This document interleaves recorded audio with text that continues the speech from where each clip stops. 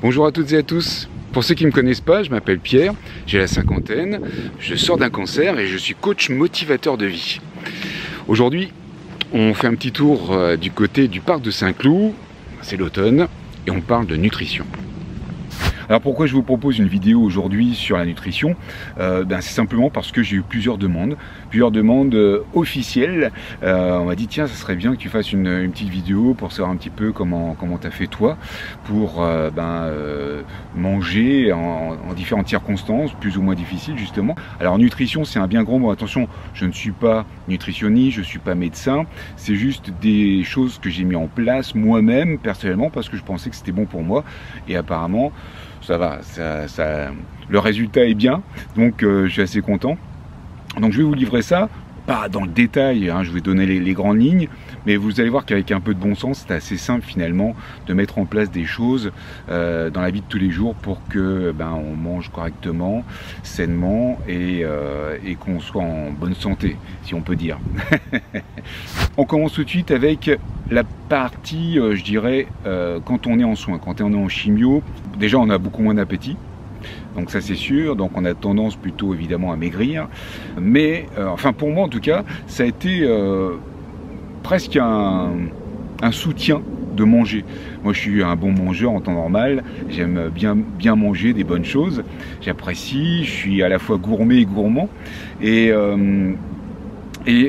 pendant la période où j'étais vraiment pas bien en chimio, à plusieurs reprises, pendant les autogreffes, l'allographie, etc., eh bien j'avais pour mission, entre guillemets, je m'étais donné pour mission de continuer à manger le mieux possible. Alors c'est vrai qu'il y a vraiment des moments où on ne peut pas parce qu'on a vraiment des nausées fortes. En autogreffe, allogreffe, ce qui est sympa, à Saint-Louis en tout cas, à l'hôpital Saint-Louis, c'est que on vous propose la carte des menus. C'est quand même génial. On a une carte avec tous les menus possibles, avec les viandes, les poissons, avec les légumes, les accompagnements, les entrées, les machins, les trucs, ce qui vous permet, même quand vous êtes en période où vous n'avez pas trop faim, de vous orienter vraiment vers je dirais des aliments qui vous semblent mangeables, si je puis dire. Donc, ce qui fait que ça vous permet de manger quand même. Vous voyez ce que je veux dire? Ça vous permet d'avoir quelque chose dans le ventre. Et bizarrement, il y a des aliments qui paraissent comme ça. On se dit, mais ça ne va pas être possible de manger ça. Et qui passent très très bien. Je vous donne un exemple. Quand j'étais en autogreffe, il y avait des sardines à l'huile. On proposait des boîtes de sardines à l'huile avec à l'intérieur trois belles sardines à l'huile. Alors je me dis, ça passera jamais. Et puis un jour, je sais pas pourquoi, j'en ai une dans mon plateau, j'ai ouvert, j'ai mangé, et je trouvais ça bon, alors que j'étais pas bien. Et comme quoi, il y a des choses comme ça qui paraissent étonnantes. Alors, n'hésitez pas à essayer des choses, hein, quand vous êtes à l'hôpital, à essayer des aliments, à essayer, je sais pas, d'habitude vous aimez pas le poisson, tentez, et puis une petite bouchée, puis ça passe pas, c'est pas grave, vous mangerez autre chose, essayez de prévoir, je sais pas, des trucs, généralement les trucs sucrés ça passe bien.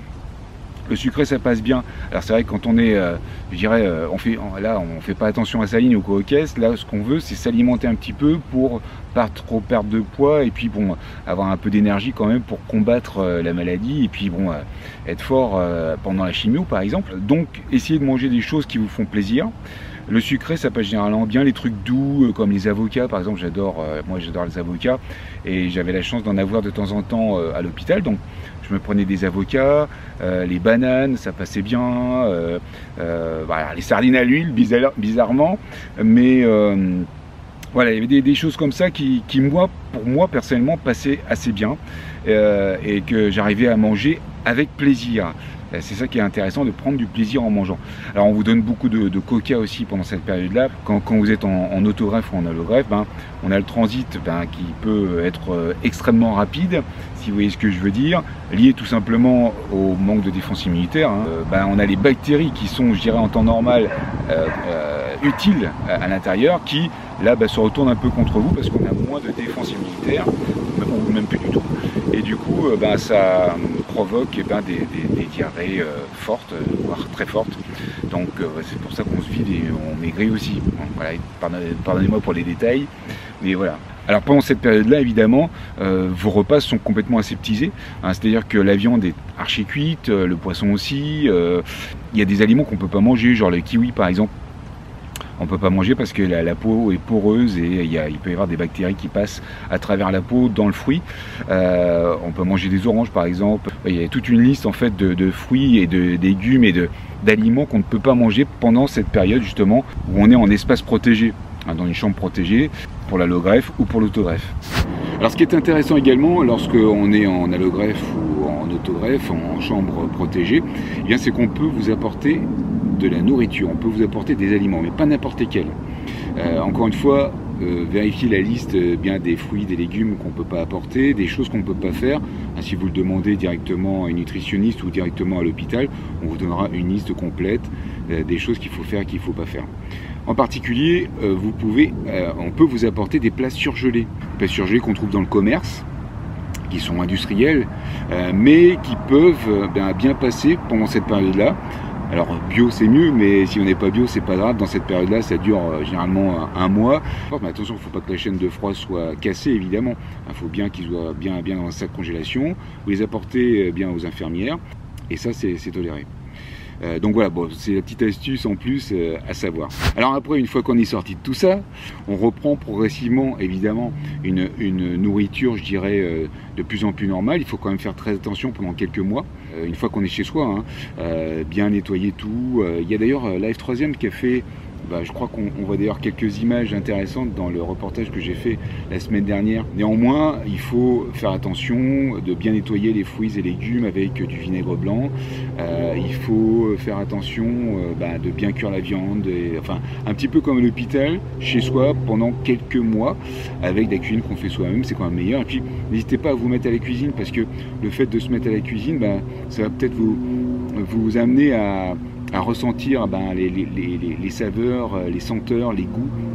Parce que c'est vrai que quand on sort de tout ça, généralement, on n'a plus beaucoup de goût, enfin on a perdu du goût, en tout cas le goût a été changé avec les chimios, et il faut retrouver ce goût-là. Alors on manque un peu d'énergie, bien sûr, on manque de goût.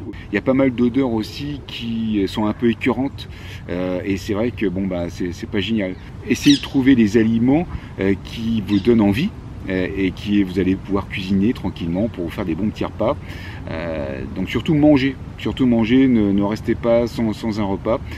Si vous n'avez pas faim, restez aussi, mangez des petits bouts par petits bouts, c'est-à-dire que voilà, si votre estomac, et ça arrive souvent, peut plus ingurgiter beaucoup d'aliments comme un repas normal, je dirais, eh bien vous prenez je sais pas, 3 bouchées, 3-4 bouchées, et puis finalement 1 à 2 heures après vous revenez, et puis encore 3-4 bouchées, et puis peut-être vous prenez autre chose. Vous voyez ce que je veux dire, vous faites des tout petits repas comme ça, ce qui vous permet quand même de manger, d'avoir quelque chose dans l'estomac, et que votre organisme puisse ingérer tout ça et surtout l'utiliser pour être plus fort, hein, pour prendre des forces, c'est important.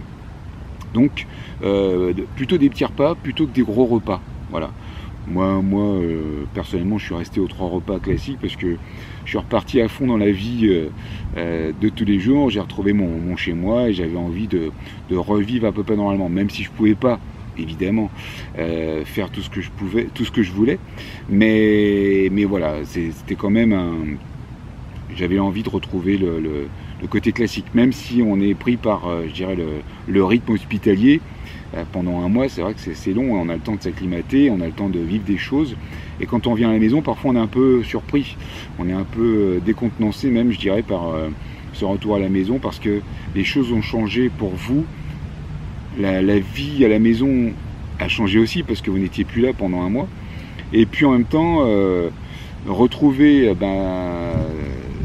cet équilibre, je dirais, de la vie à la maison n'est pas facile. Que ce soit d'ailleurs dans l'alimentation, mais aussi évidemment dans la vie quotidienne avec vos proches. Bon, ça c'est une petite parenthèse. Pour revenir à la nutrition, et voilà, vous acclimatez petit à petit, donc plutôt des petits repas, plutôt que des gros repas classiques. Voilà. Buvez bien, surtout buvez bien. Bien boire, c'est très important parce que ça vous permet, au rein en tout cas, de bien filtrer votre sang qui a subi pas mal de choses avec les chimios, avec les médicaments qu'on prend. Donc c'est pour ça qu'il faut bien nettoyer tout ça, bien nettoyer le corps. Et le fait de bien boire, c'est très important parce que ça nettoie tout ça. C'est les reins qui, vous savez, le rein, ce sont les fameux filtres qui gèrent tout ça. Et si vos reins sont pas bien alimentés, ils s'encrassent et vous pouvez avoir des soucis avec vos reins. Donc surtout, buvez bien, c'est très important. En ce qui concerne la qualité de la nourriture, je reviens là-dessus parce que évidemment, suite à tout ça, on se rend compte que on se pose des questions. Pourquoi on a eu un cancer? Pourquoi on en est là aujourd'hui? En grande partie, on se rend compte que c'est lié à l'alimentation. Beaucoup aussi, je dirais au mental.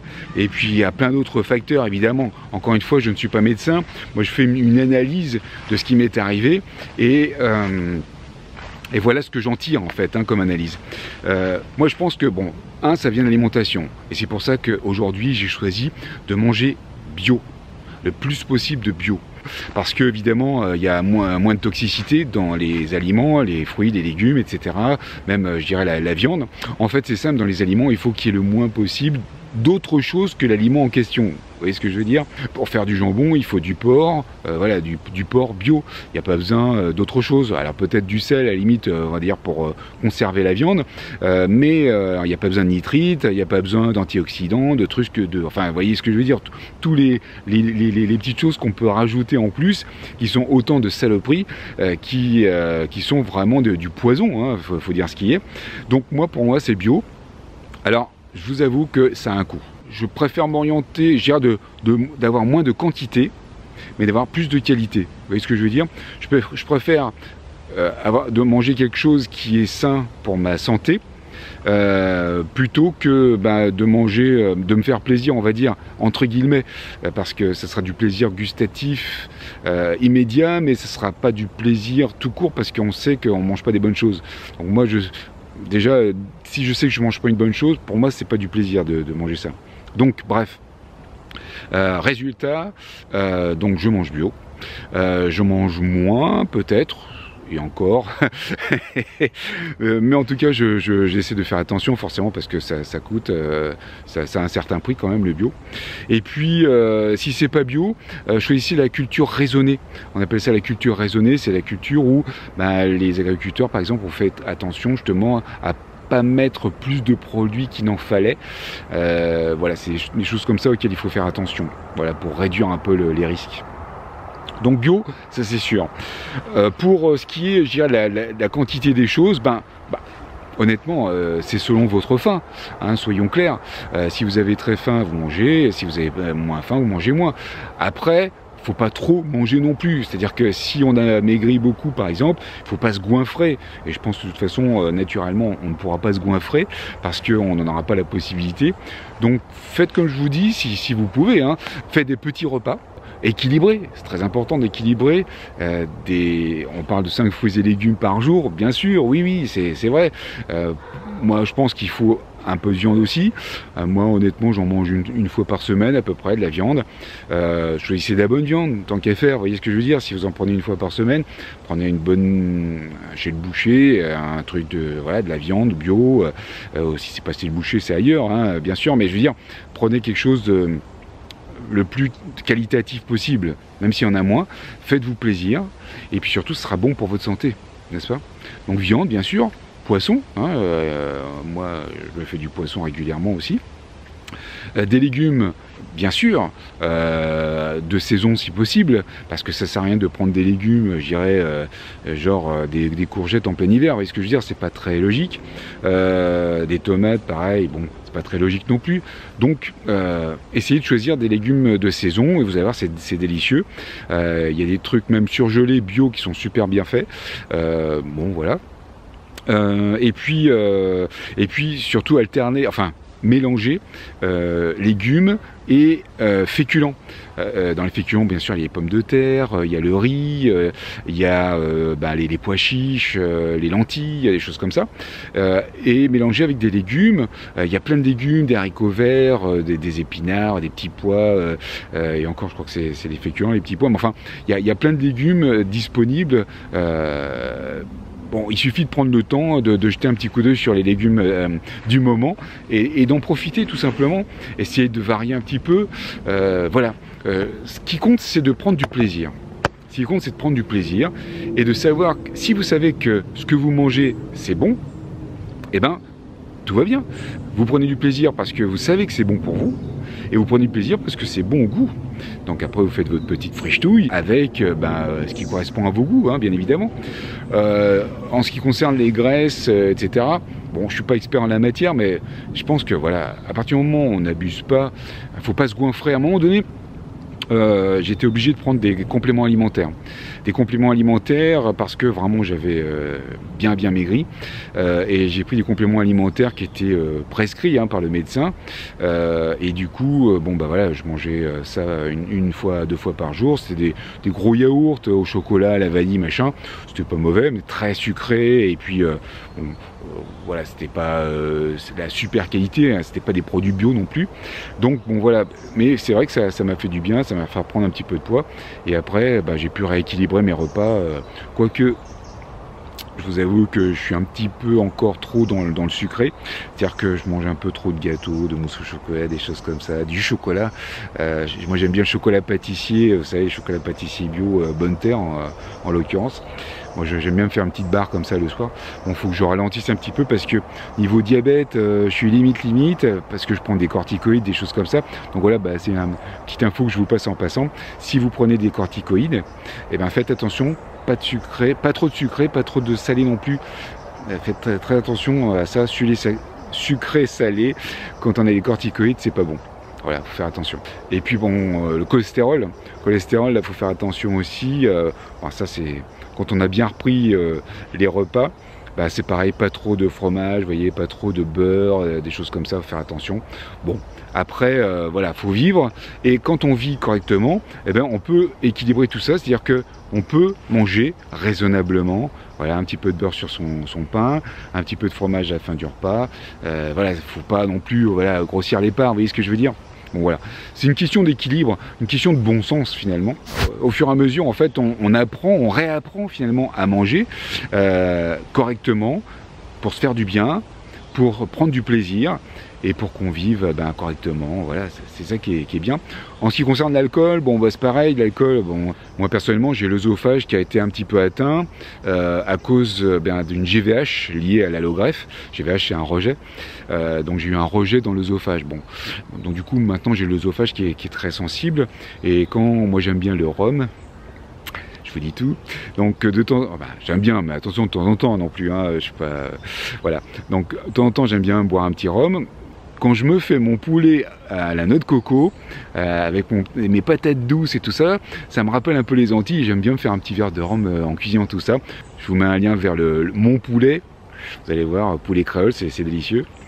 Et puis voilà, donc un petit verre de temps en temps, même si vous prenez du vin à table par exemple, voilà, prenez un petit verre à table, voilà, sans abuser, c'est tout. Il faut pas abuser. C'est comme tout, faut pas abuser. C'est valable dans la vie tous les jours, qu'on soit malade ou pas malade, c'est comme ça que ça devrait se faire. Donc, équilibrer les repas, un peu de viande de temps en temps, un peu de poisson de temps en temps, des féculents, des légumes, attention aux quantités, pas trop, un petit peu de fromage, voilà, un petit verre de vin de temps en temps, et puis un petit dessert sucré, voilà, ça peut être des fruits, faites-vous des petits jus de fruits également. Alors, attention aux jus de fruits, c'est pareil, il ne faut pas en abuser si vous êtes pareil sous corticoïdes. Sachez que le fruit, les sucres des fruits, fait partie du sucre qui compte dans le diabète, donc n'en faites pas trop, un jour sur 2 par exemple. Moi j'aime bien faire pomme, carotte, gingembre. Ça met la patate, c'est délicieux et ça donne plein de vitamines, c'est très bon. Donc voilà, j'en fais de temps en temps. J'alterne, je fais des mélanges de fruits et de légumes, c'est très bon aussi, ça passe bien. Voilà. Donc voilà, En clair, c'est du bon sens. Hein. C'est du bon sens. Si vous faites attention à tout ça, ne mangez pas trop. Si vous avez envie de vous faire plaisir, faites-vous plaisir. Il faut que ça vous profite. Profite là-dedans. Profite dans votre corps, sainement, hein, c'est très important bien sûr. Et il faut que vous soyez heureux avec tout ça. Il faut que vous repreniez du poids si vous avez maigri, que vous en perdiez si vous avez pris du poids. Généralement c'est plutôt l'inverse. Mais bon voilà, le tout est d'être équilibré dans ce que vous faites. Et voilà, j'espère que j'ai répondu à vos questions. Si vous avez d'autres questions, n'hésitez pas à les poser directement dans les commentaires, juste en dessous. Vous qui regardez la vidéo, si vous avez d'autres réponses à donner, n'hésitez pas non plus à mettre vos réponses ici même, juste en dessous de la vidéo. Vous pouvez, comme il se doit, vous inscrire dans mes contacts privés, juste là. Si vous avez aimé la vidéo, un petit pouce bleu. Si vous n'êtes pas abonné, c'est le moment de le faire juste là, directement. Et puis mettez la petite cloche, comme ça, ça vous permettra d'avoir une notification lorsqu'il y a une vidéo qui sort. Les vidéos sortent toutes les semaines, comme ça vous êtes au courant. Eh bien, je vous souhaite une bonne fin de journée, un bon week-end si vous regardez la vidéo en ce début de week-end. Et puis, moi, je vais continuer ma petite marche dans le parc de Saint-Cloud. Bon, je vous embrasse, portez-vous bien et surtout, profitez de la vie, bien sûr. Profitez de la vie. Salut tout le monde, à samedi prochain. Ciao, ciao.